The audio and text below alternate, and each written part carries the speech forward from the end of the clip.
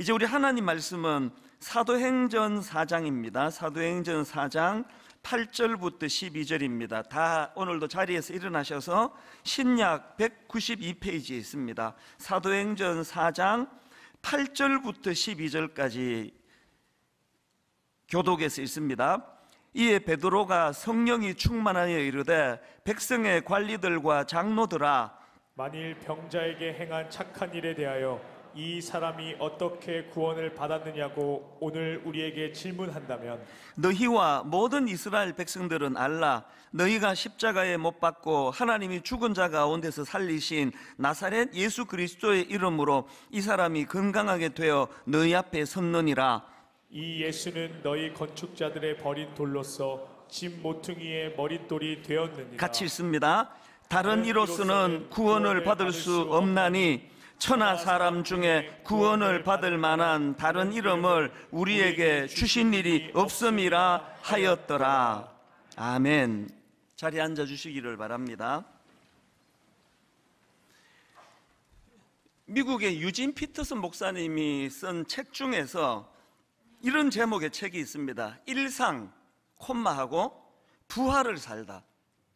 저는 이 제목, 간단한 이 제목이지만 굉장히 강력하게 제 마음에 와닿는 것 같습니다. 부활, 일상, 부활을 살다.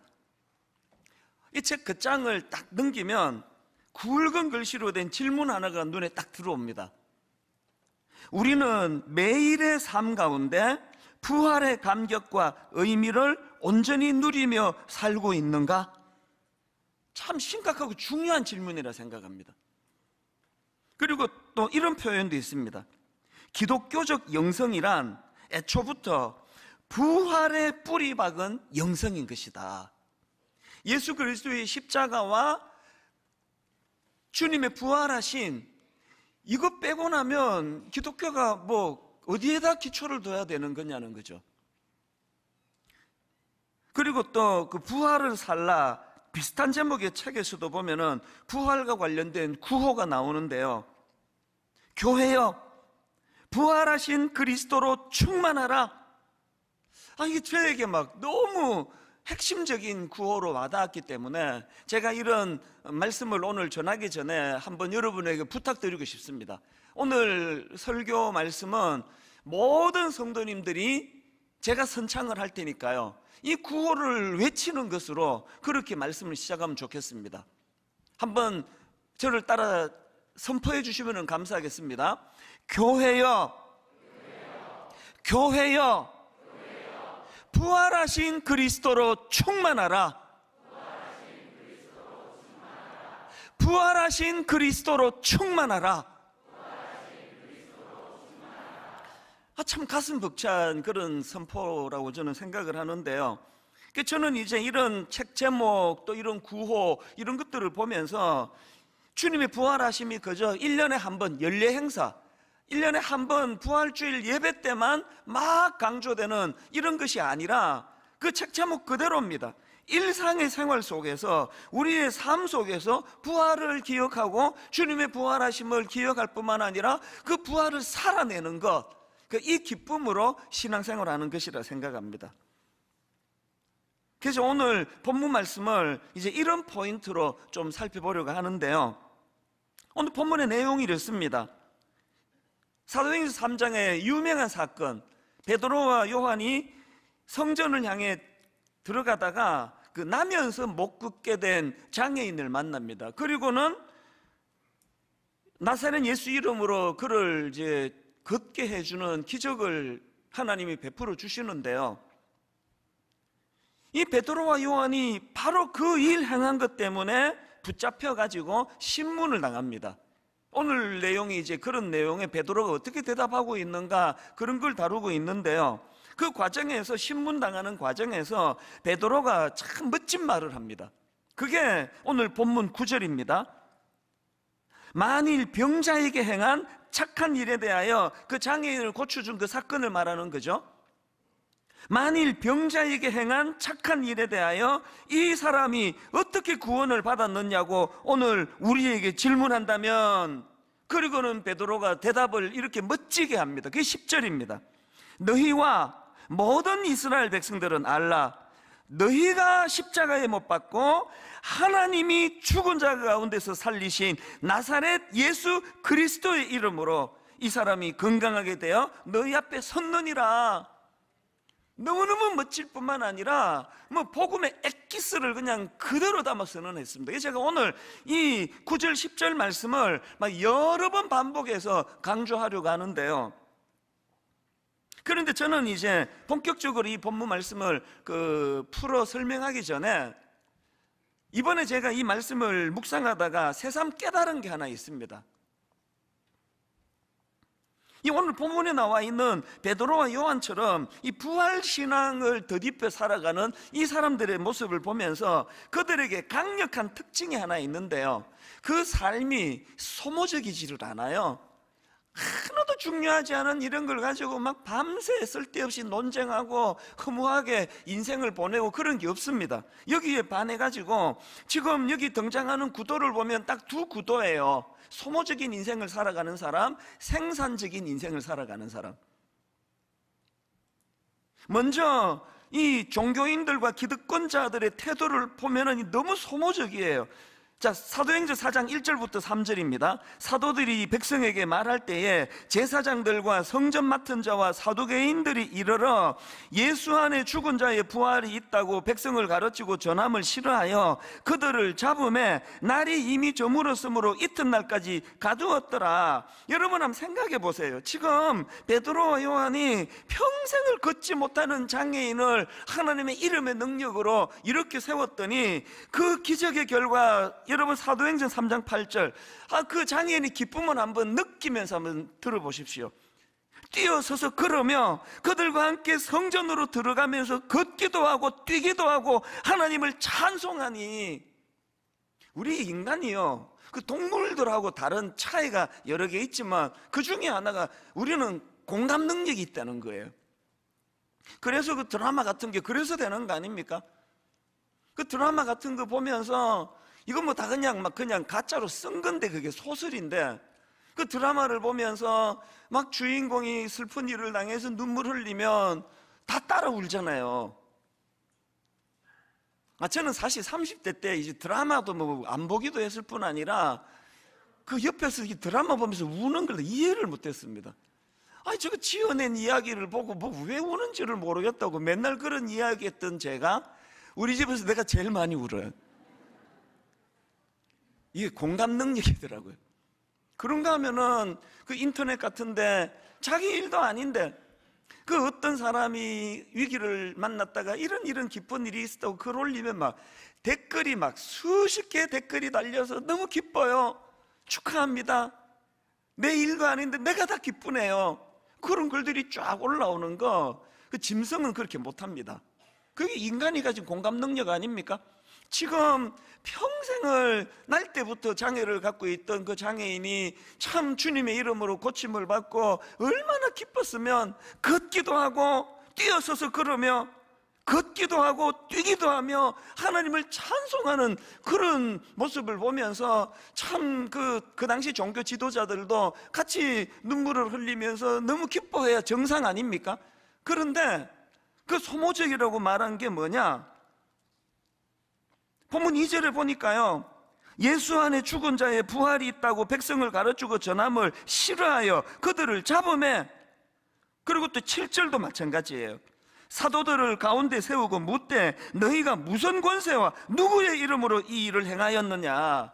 아니 지금 평생의 그 아픔을 고침받고 치유받아가지고 그렇게 불쩍불쩍 뛰는 사람들 앞에서 이게 할 말입니까? 이게 누구의 이름으로 이렇게 했느냐고.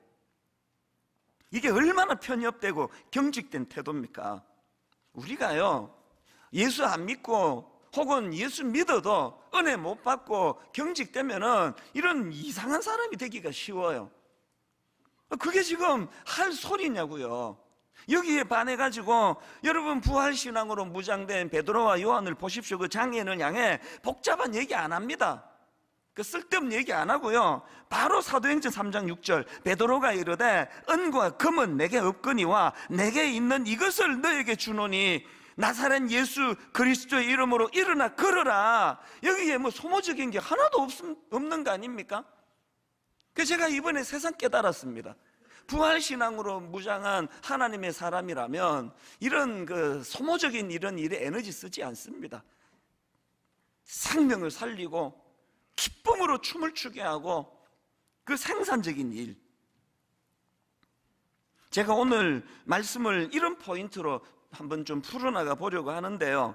제가 이번에 그 말씀 묵상하다가 하나님께서 이제 이런 지혜를 주셨어요.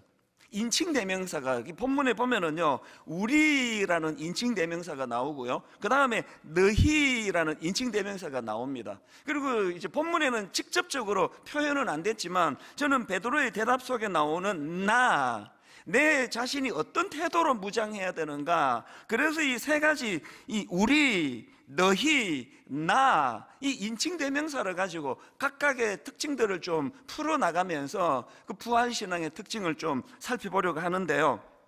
자, 첫 번째로 여러분이 부활의 능력을 경험하는 신앙인이 되기 위해서는 첫째, 우리를 이해해야 돼요. 우리. 제가 뭐라고 부연 설명했습니까? 한 마음으로 하나 되어 복음을 전해야 될 관계임을 인식하기. 이게 우리예요, 우리. 9절에서 베드로의 대답 속에서 제가 이 우리라는 인칭 대명사를 제가 발췌를 했는데요. 9절을 다시 보십시오. 만일 병자에게 행한 착한 일에 대하여 이 사람이 어떻게 구원을 받았느냐고 오늘 우리에게 질문한다면, 베드로가 이렇게 대답했지만요, 사실은 성경을 가만히 보세요. 그 장애인을 고쳐준 그 사건은요, 베드로 혼자 한 거예요. 요한은 그냥 옆에 있었을 뿐이에요.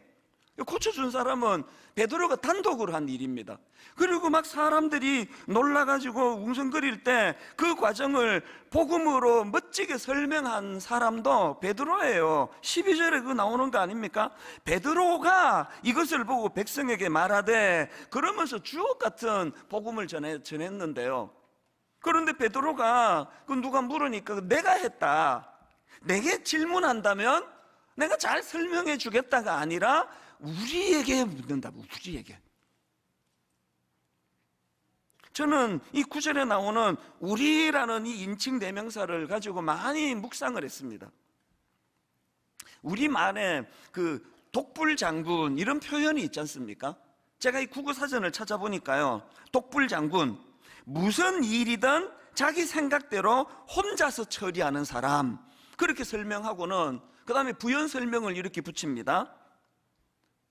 혼자서는 장군이 될 수 없다는 뜻으로 남과 의논하고 협조하여야 함을 이루는 말. 우리말에 독불장군은 없다, 이런 뜻이래요. 여러분, 결혼하고요, 신앙생활은 혼자 할 수 없습니다. 그런 말들을 많이 하는 걸 제가 들었는데요, 결혼은 어떻게 혼자 합니까? 똑같습니다. 그래서 항상 예수 믿는 부활신앙을 사모한다면 이 우리. 그래서 이 분당 우리교회도 보면은요, 자란 배경 다르죠, 신학 배경 다르죠, 교단 다르죠, 생각 다르죠, 기질 다르죠. 완전히 다른, 특히 분당 우리교회는 더합니다. 분당 우리교회는 모든 교단의 종합 전시장 같아요. 막 완전히 교리도 다르고 모두 다른 우리가 예수 그리스도 안에서 어쨌든 우리가 하나 되어야 복음을 전한다는 이 사실로 그렇게 서로가 하나 되기 위해서 노력하는 것, 그게 교회라고 생각합니다. 그래서 저는 에베소서 4장 3절부터 보십시오. 평안에 매는 줄로 성령이 하나 되게 하신 것을 힘써 지키라. 몸이 하나요 성령도 한 분이시니 이와 같이 너희가 부르심의 한 소망 안에서 부르심을 받았느니라. 주도 한 분이시요 믿음도 하나요 세례도 하나요 하나님도 한 분이시니 곧 만유의 아버지시라. 만유 위에 계시고 만유를 어떻게 하십니까? 통일하시고 만유 가운데 계시도다. 지금 사도 바울이 계속 반복하는 이 하나 뭘 강조하는 겁니까? 그래서 저는 시편 133편 1절이 너무 아름다워요. 보라, 형제가 연합하여 동거함이 어찌 그리 선하고 아름다운고. 세 번역은 너무나 시적으로 표현했습니다. 한번 보십시오. 그 얼마나 아름답고 즐거운가. 형제 자매가 어울려서 함께 사는 모습.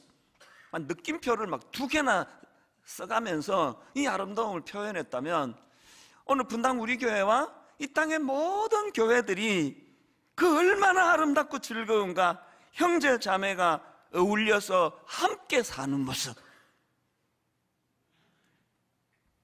분당 우리 교회 안에서 이런 참 연합하는 아름다움, 하나됨의 아름다움을 느껴야 된다면 분당 우리 교회만이 그러면 안 됩니다. 분당 우리 교회와 인근에 있는 갈보리 교회와 또 주변에 있는 모든 교회와 더불어서 하나됨. 그래서 저는 분당 우리 교회 1만수도 파송운동 29교회, 지금 이제 오늘이 의미가 있는 게, 이제 오늘 이 부활주의를 지점으로 해서 29교회가 예배가 이제 출발을 하게 됐는데요.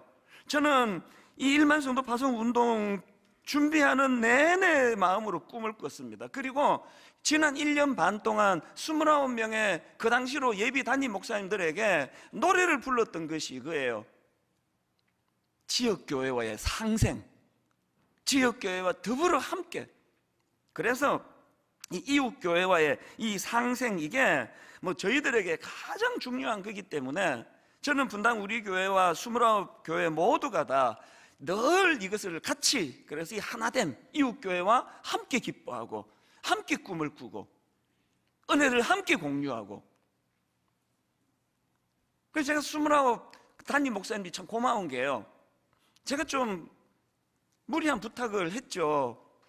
교회가 시작하는데, 그래서 처음에는 분당 우리 교회처럼 그 29교회도 예수 믿는 분들 등록 안 받으면 좋겠다, 그런 생각을 제가 했는데, 그건 시작하는 교회한테 너무 높은 요구 아닌가, 그런 생각을 해요. 그래서 제가 부탁한 게, 막 그렇게는 못하더라도 적어도 그 지역의 인근에 있는 성도님 등록은 안 받는다고 너무너무 고맙게 모두가 다 기쁘게 동의해 줬습니다. 그래서 제가 한 걸음 더 나아가가지고 그거를 주보에 명시하면 좋겠다. 인근의 교회 성도님 출입을 금합니다.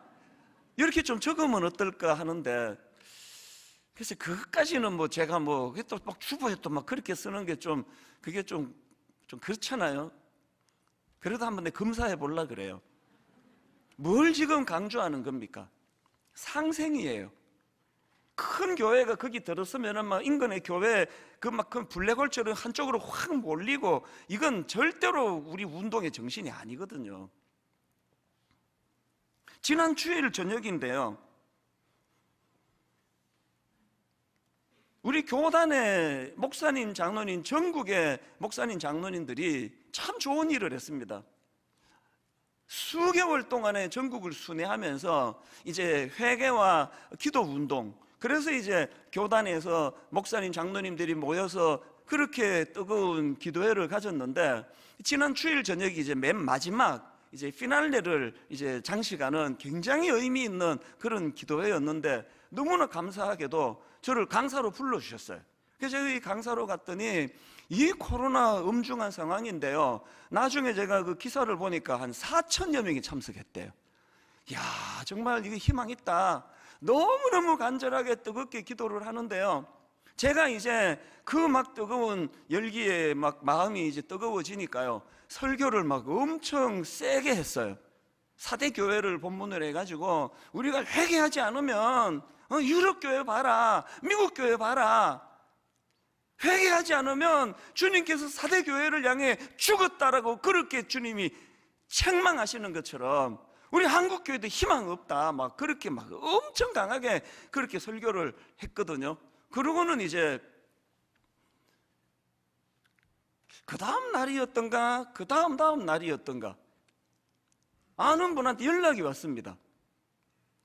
이분이 그 유튜브에 뭐를 보셨나 봐요. 저한테 뭐라고 얘기하는가 하니까, 이천수 목사 그날 그 교회를 겨냥해서 까는 설교를 했다며 그러는 거예요. 그게 무슨 얘기냐고 그랬더니 뭐 그런 게 올라왔대요. 여러분, 그럴 리가 있겠습니까? 설교는요, 어떤 특정한 누구를 겨냥해서 그 사람을 까고 뭐 그 교회를 까고 그런 거 아니라고 생각하고요. 그 설교를 했다면 설교하는 저를 포함해서 분당 우리 교회를 포함해서 모든 사람이 공통적으로 다 그 말씀으로 자기가 적용하고 접목하고 회개하고 그러면 되는 거거든요. 뭐 어떤 특정한 어떤 그런 설교 자체가 저는 옳지 않다고 생각하고요. 더군다나 제가 그 교회의 강사로 갔다면 또 뭐 그렇게 할 수 있을 거예요. 그런데 그 교회는 그날 장소만 빌려 준 거거든요.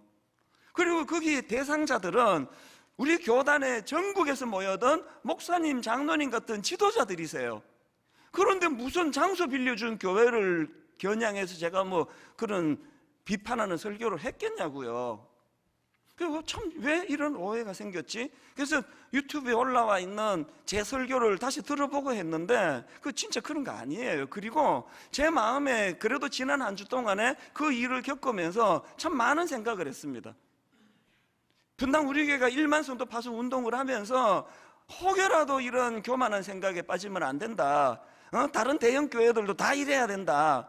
1만 성도 파송 우리가 한 것처럼 다 해라. 그러면요, 그거는 독불장군이에요. 하나님이 우리 교회에 주신 사명이고 각각의 교회들에게 주신 사명이 다 다르기 때문에 그런 걸 분당 우리 교회가 그런 교만한 생각을 갖고 있으면 그건 곤란하다고 생각하거든요. 모두가 각각에게 맡겨진 역할 교회들마다 다 잘하고 있는 거라고 생각하거든요. 뭐 아니라 해도 제가 관여할 게 아닙니다. 아까도 말씀드렸지 않습니까? 어쨌든 이 29교회를 통해서 막 우리가 잘난 교회가 여기 왔다. 그거는 하나님의 책망을 피할 수가 없습니다. 그래서 하여튼 교회와 교회가 하나 되고 상생하고 서로를 위해서 기도하고 축복하고 이런 것들이 오늘 저는 이 베드로의 모습 속에서 그 우리라고 하는 인칭 대명사를 통해서 그것을 그렇게 깨달아가는 거거든요. 이게 첫 번째로 이 우리라고 하는 인칭 대명사를 가지고 우리가 기억해 봐야 될 말씀이고요. 그런가 하면은 두 번째로 이 부활의 능력을 경험하는 신앙인이 되기 위해서는 그 다음 나오는 게 너희예요. 너희. 이 너희는 제가 이렇게 설명했습니다. 부활하신 예수님을 전해야 될 대상을 인식하는 게 너희예요. 자, 10절을 다시 보십시오. 너희와 모든 이스라엘 백성들은 알라. 너희가 십자가에 못 박고 하나님이 죽은 자 가운데서 살리신 나사렛 예수 그리스도의 이름으로. 그러니까요, 지금 여기 나와 있는 너희는 베드로와 요한 입장에서 십자가의 원수들입니다. 지금 그 선한 일을 했는데 빌미를 가지고 잡아 가두어 버린 악한 사람들이에요. 그런데 베드로의 인식은요, 이것들 복수해야 되겠다, 예수 이름으로 이것들을 그냥 한번 내가 뒤집어 놔야 되겠다, 그렇게 생각하지 않고 베드로가 인식하는 너희는 무지하고 불쌍한 사람들이 복음을 전해야 될 사람이에요. 뭐 그거 말고는 소모적인 다른 감정이 노출이 되지 않습니다. 그래서 사도 바울이 이 너희라고 하는 이 인칭 대명사에 해당되는 사람들에게 주의 복음을 전하는데 예수 그리스도를 두 갈래로 전하더라고요. 이것도 의미가 있습니다. 첫 번째로 전한 게 뭐냐? 부활하신 예수 그리스도의 존재를 알리는 게 존재. 너희가 십자가에 못 박고 하나님이 죽은 자 가운데서 살리신 나사렛 예수 그리스도의 이름. 그래서 그 다음 11절 12절 유명한 말씀이 나오는 거 아닙니까? 이 예수는 너희 건축자들의 버린 돌로서 집 모퉁이의 머릿돌이 되었느니라. 다른 이로서는 구원을 받을 수 없나니 천하 사람 중에 구원을 받을 만한 다른 이름을 우리에게 주신 일이 없음이라.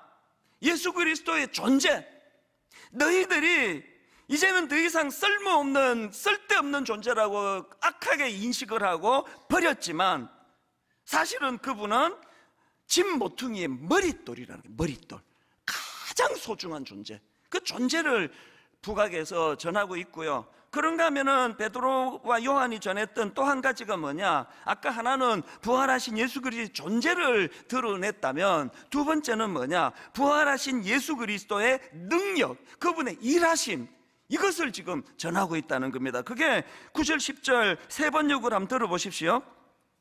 우리가 오늘 신문을 받는 것은 병자에게 행한 착한 일과 또 그가 누구의 힘으로 낫게 되었느냐 하는 문제 때문이라면 여러분 모두와 모든 이스라엘 백성은 이것을 알아야 합니다.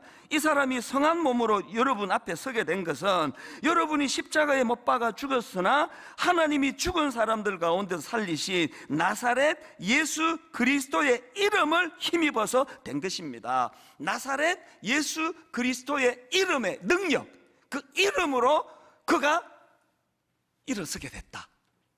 우리 두 가지를 전해야 돼요. 그분의 존재, 그리고 그분의 일하심. 여러분 모두가 다 아시잖아요. 제 설교에는요, 어지간하면은 100년 전에 어떤 인물이 이런 일을 했다, 혹은 리빙스턴이 어쨌다, 링컨이 통나무를 쪼개다가 정직, 이런 예화 안 들어가요. 저도 좀 하고 싶거든요. 근데 시간이 없어요. 왜 시간이 없습니까?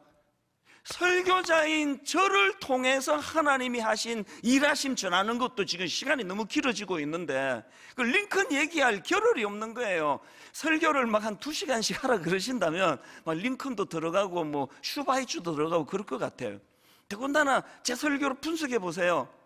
제가 하나님께서 주신 능력과 이름의 강력함을 증거할 때 들어보시면 거의 다 이번 주의 이야기예요. 거의 다 이번 주 이야기입니다. 지난주 얘기 못한 거 많은데요, 이번 주 계속 업데이트돼서 하나님이 저를 만져주시고 저를 만나주시고 저를 통해 일하시니까 한 달 전 그 이야기 이런 것들이 빠뜨리는 게 되게 많습니다. 뭘 말하는지 아시겠죠? 설교는요, 먼저 설교자를 통해서 지난 한 주간 동안 하나님이 일하셨던 그 일하심을 전하는 거거든요. 이게 너희예요. 너희. 그런가 하면은 한 가지 더, 오늘 본문에는 딱 나 이렇게 명시가 안 돼 있지만 그 베드로의 설명을 보면서 제가 이게 가장 중요하다고 생각하거든요. 여러분, 부활의 능력을 경험하는 신앙인이 되기 위해서는요, 우리도 중요하고 공동체도 중요하고 너희도 중요하지만 빠뜨리면 안 되는 게 이 나는 어떤 특징을 가지고 있습니까? 자기 부인의 삶을, 평생을 자기 부인의 삶을 추구하며 사는 존재로서의 나예요.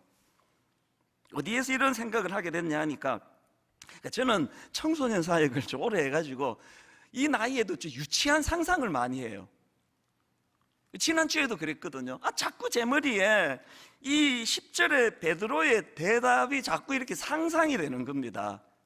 자, 한번 9절부터 한번 들어보세요. 베드로가 만일 병자에게 행한 착한 일에 대하여 이 사람이 어떻게 구원을 받았느냐고 오늘 우리에게 질문한다면, 그리고는 10절에서 내가 한 상상이에요. 베드로 이렇게 답하는 겁니다. 너희와 모든 이스라엘 백성들을 알라. 내가 했지 누가 했냐? 웃어주시면 좋은데 저 되게 유치하네 오늘. 그렇게 생각하셔도 할 말이 없습니다. 제가 봐도 유치해요. 그런데 여러분이 유치한 상상이 저에게 얼마나 중요한 메시지와 경고를 제가 받았는지 몰라요. 다시 안 웃으셔서 한 번 더 해볼게요.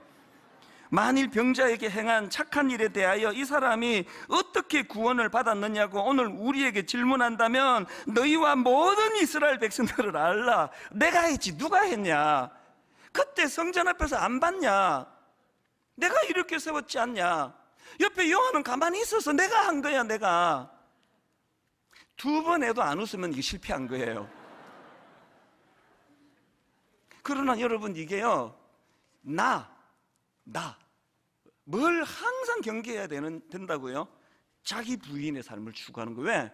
걸핏하면 내가 했지 누가 했냐가 나오는 게 인간 아닙니까? 그래서 이런 점에서 저는 이 세례 요한이요, 일만선도 파송 운동을 선언하고 지난 10년 동안 성경의 인물의 영향을 정말 많이 받았는데 그 중에 강력하게 영향을 미친 인물 중에 한 분이 세례 요한이에요. 성경은요, 세례 요한의 역할과 존재를 아예 딱 선을 그어서 설명하십니다. 그게 요한복음 1장 8절입니다. 한번 보십시오.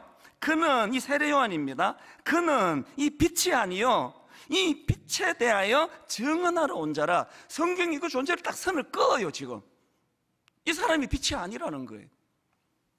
그리고 세례 요한은 바로 그 다음 몇 구절 건너 보면은 그 사실을 아주 단호하게 고백을 합니다. 20절에 세례 요한의 모습을 보십시오. 요한이 드러내어 말하고 숨기지 아니하니 드러내어 하는 말이 나는 그리스도가 아니라 한데, 이렇게 단호하게 자기 존재를 선을 그어 설명했던 세례 요한인데, 여러분 다 아시잖아요. 자기를 광야의 소리라고 그래. 세상에 소리만큼 허무한 존재가 없습니다. 소리는 소리 없이 사라지는 존재예요. 대화하는데 가장 방해하는 역할은 에코잖아요. 이미 자기 메시지가 전해졌는데, 그리고 사라져야 그 다음 메시지를 주인이 전하는데 계속 웅웅웅 거리는 게, 그게 안 죽는 소리 때문 아닙니까? 세례 요한은요, 자기는 광야의 소리래요. 지난 10년 동안 수없이 다짐하고 다짐했던 게 이거예요. 하나님, 제 역할이 언제까지인지 모르지만 구질구질하게 에코 같은 인생은 되고 싶지 않습니다. 광야의 소리예요. 이걸 왜 계속 기도할까요?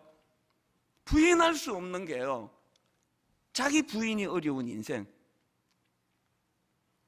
그냥 체면 때문에 대놓고 이야기는 안 하고 그러지만 저도 마찬가지예요.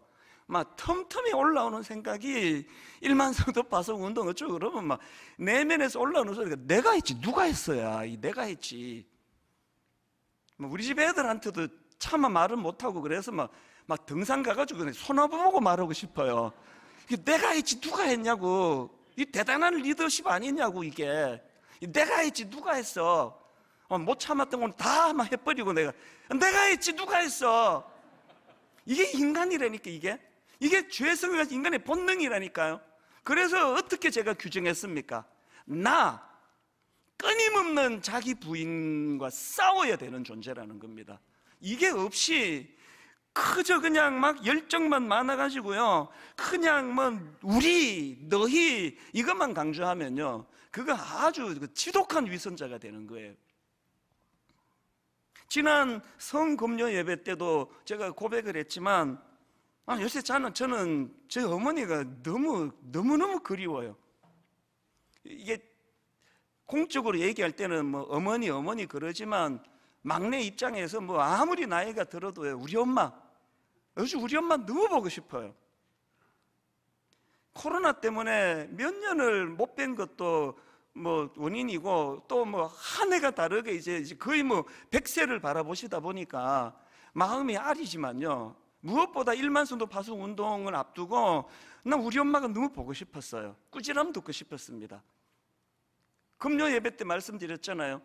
신학교 가는 날부터 어머니가 하신 잔소리가 3가지가 있다고.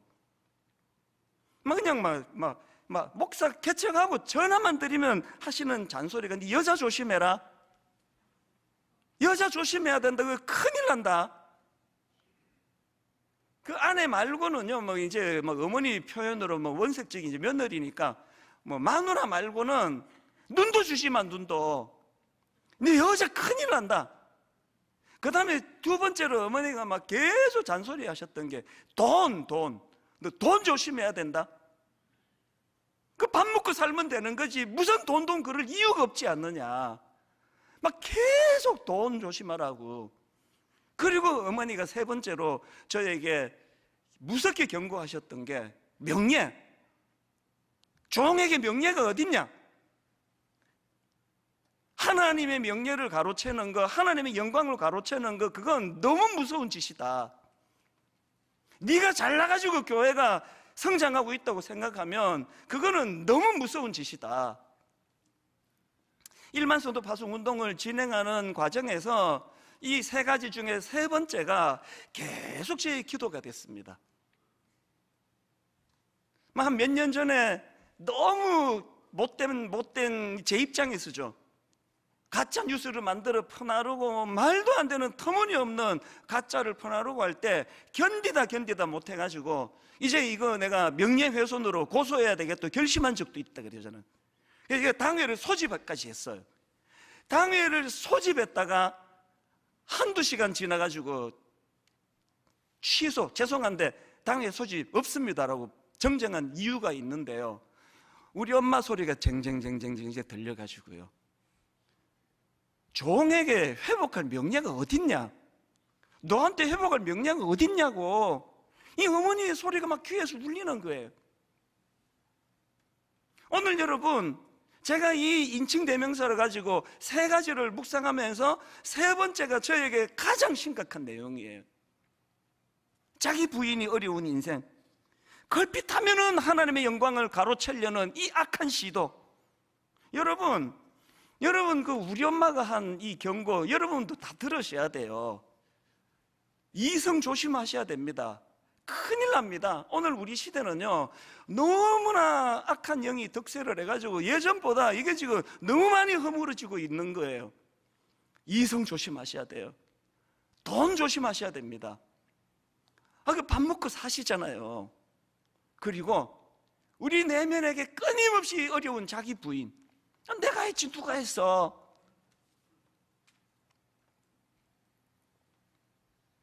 결론을 저는 이 찬양으로 드리기 원합니다. 29 목사님들하고 저는 이 찬양, 그리고 또 지난 고난주간에 계속 내 마음에 울림이 됐던 찬양이요, 존귀 영광 모든 권세 주님 홀로 받으소서, 멸시천대 십자가는 제가 지고 가오리다, 이름 없이 빚도 없이 감사하며 섬기리다, 이름 없이 빚도 없이 감사하며 섬기리다. 여러분, 우리 아버지 아세요? 아무도 모르실 거예요. 이름 없이 빚도 없이 그렇게 하다 금식하다 돌아가셨는데 어떻게 아시겠냐고요. 여러분, 우리 어머니 아세요? 모르세요.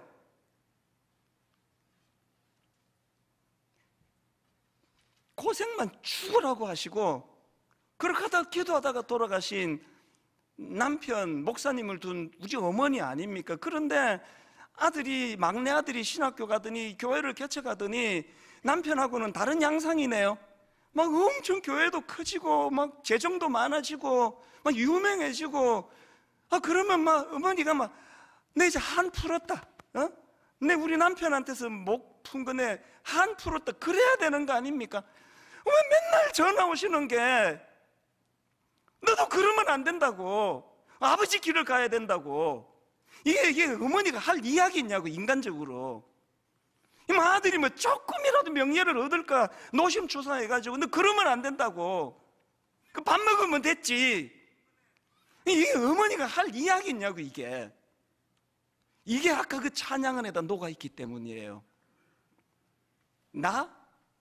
자기 부인, 끊임없이 나를 부인하고 계속 저부터가 부끄럽지만 틈만 나면은 내가 했지 누가 했니에요. 내가 했지 누가 했냐고. 요한은 서 있기만 했어. 내가 했어. 여러분, 이 새 인칭 대명사, 이게 날 목숨처럼 사랑하시는 우리 어머니가 그 길을 원하시는 건요, 그 길이 아들의 행복의 길이라는 걸 아시기 때문 아닙니까? 오늘은요, 부활주일이면서 29 교회가 첫 출발하는 날이에요. 기도해 주세요. 아버지, 29 교회가 출발부터 이 정신을 절대로 놓치지 않고 그렇게 교회를 섬기기 원합니다. 그리고 여러분, 오늘은요, 분당 우리 교회 2기 사역을 선포하는 날이에요. 오늘 2기 사역을 선포합니다. 할 일 많습니다. 주일학교 교사, 이건 상상을 초월하게 모자랍니다. 순장님, 너무너무 지금 모자라. 다락방이 지금 반드시 다락방 복구하리라고 저는 생각하지만요, 주차 봉사자, 안내, 이런 거에 연연하지 않고 교회는 아마 모든 게 다 결핍이 돼도 이 세 가지 잘 구비해서 분당 우리 교회 2기 사역은 1기보다 더 하나님께 영광을 돌려드리는 그런 교회로 향한 꿈, 이 꿈으로 이기 사역을 시작하게 되시기를 바랍니다. 기도하시겠습니다. 하나님 아버지, 우리 정말 하나 되기 원합니다. 틈만 나면 분열하고 틈만 되면 찢어져 있는 한국교회 안에 우리 모두는 다 공생하며 함께 가야 될 교회라는 사실을 기억하기 원합니다. 너희 어떤 경우라도 무시해서 알지 못해서 예수 그리스도를 핍박하는 자들에게 다른 감정 다 제하고 복음 전하는 일에 마음을 쏟기 원합니다. 내가 했지 누가 했어? 틈만 나면 자기 부인의 삶이 어려운 우리들에게 계속 이것을 추구해야 되는 인생임을 기억하며 나가기 원합니다. 그래서 오늘 이 주님의 부활신앙을 회복하기 원합니다. 오늘 하나님, 주님 앞에 이 부활의 기쁨을 또 영광을 주님께 드리기 위하여 작은 물질 하나님께 헌금하기 원하는데, 하나님, 그 두 렙돈을 그 가난한 과부에 드리는 그 손길을 놓치지 아니하시는 주님께서 참 어려움 중에 하나님께 헌금하는 그 귀한 손길들마다 기쁘게 받아주시고, 하나님, 이 헌금을 통하여 교회를 세우고 생명을 살리고 이웃을 섬기는 일에 쓰임받도록 주님 인도하여 주시옵소서. 그렇게 인도해 주시는 주님께 감사드리옵고 예수님 이름으로 기도드립니다. 아멘. 오늘 여러분 찬송가 160장입니다. 기쁨으로 원수를 다 이기고 무덤에서 살아나셨네. 어두움을 이기시고 나와서 성도 함께 길이 다스리시네. 그분의 사심, 그분의 부활하신 우리 기쁨으로 손뼉치면서 우리 헌금을 드리는 동안에 같이 찬양하시겠습니다. 무덤에 머물러 예수 내 구주 새벽 기다렸네. 예수 내 주 원수를 다 이기고 무덤에서 살아나셨네. 어둠을 이기시고 나와서 성도 함께 길이 다스리시네. 선포합니다. 사셨네. 예수 다시 사셔. 헛되이 지키네. 예수 내 구주 헛되이 봉하네. 예수 내 주 원수를 다 이기고 무덤에서 살아나셨네. 어둠을 이기시고 나와서 성도 함께 길이 다스리시네. 선포합니다. 사셨네. 예수 다시 원수를 다 이기고 무덤에서 살아나셨네. 어둠을 이기시고 나와서 성도 함께 길이 다스리시네. 사셨네.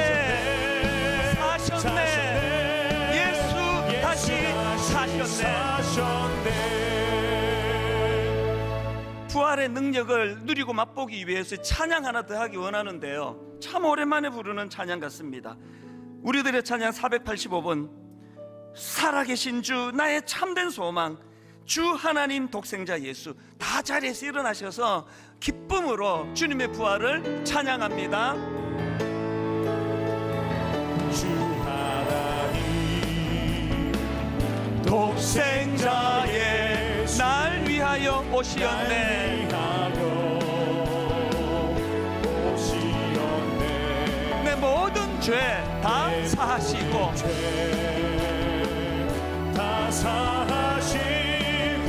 죽음에서 부활하신 나의 구세주, 살아계신 주 나의 소망, 걱정, 근심 전혀 없네. 전혀 없네. 사랑의 주 내 갈 길 인도하니 내 모든 삶의 기쁨 늘 충만하네. 주 안에서 거듭난 생명, 부활하신 주님 도우시는 주의 사랑, 우리에게 이 기쁨, 이 확신, 참 기쁨과 확신 가지고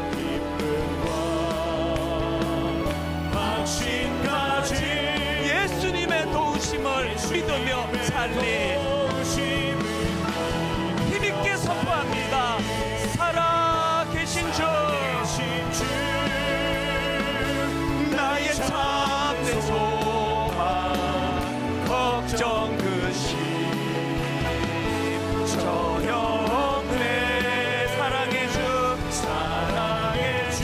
내 갈 길 인도하니 내 모든 삶의 기쁨 늘 충만하네. 세 가지 인칭 대명사 가지고 기도합니다. 우리 하나 돼야 돼요.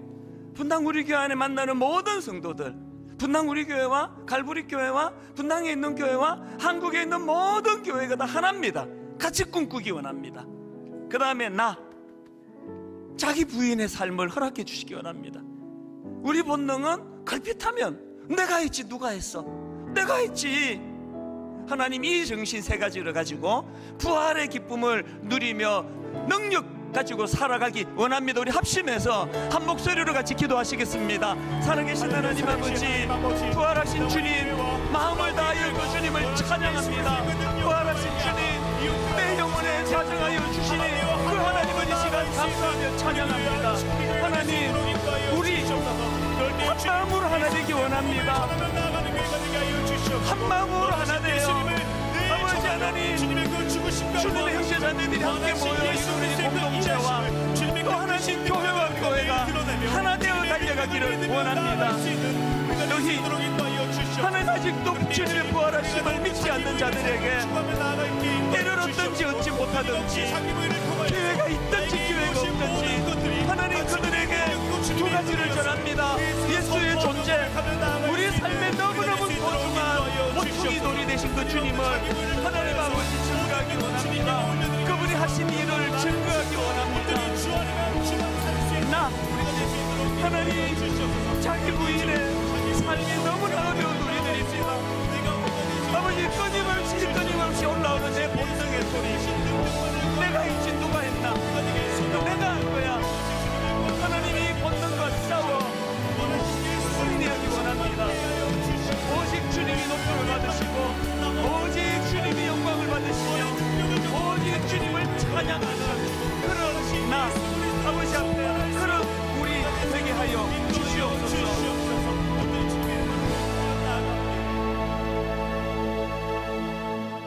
만일 병자에게 행한 착한 일에 대하여 이 사람이 어떻게 구원을 받았느냐고 오늘 우리에게 질문한다면, 너희와 모든 이스라엘 백성들은 알라. 너희가 십자가에 못 박고 하나님이 죽은 자 가운데서 살리신 나사렛 예수 그리스도의 이름으로 이 사람이 건강하게 되어 너희 앞에 섰느니라. 아버지 종이 그렇게 원하듯이 정말 우리 성도님들이 험한 이 땅에서 주 안에서 행복하기 원합니다. 아버지, 우리 성도님들이 행복할 수 있는 그 길을 찾아가기를 원합니다. 오늘 세 가지 인칭 대명사를 가지고 깊이 자기를 돌아보며 우리는 날 위한다고 하는 그것이 우리를 고뇌에 빠뜨리고 불면증에 빠뜨리고 날 위한다고 하는 그것이 항상 분쟁과 갈등을 만들어낸다는 거 기억하고, 존귀 영광 모든 권세 주님 홀로 받으소서. 멸시천대 십자가는 제가 지고 가오리다. 아버지, 이 길이 갈등 없는 평강과 샬롬과 하나님 주시는 복된 길임을 기억하고 부활하신 주님과 더불어 동행하는 그런 아름다운 그리스도인의 삶을 기쁨으로 누리면서 살아가는 성도님들 되게 하여 주시옵소서. 지금은 선교 헌금 시간입니다. 이 예배를 통해 삶 가운데 은혜와 회복이 충만하시길 간절히 기도합니다.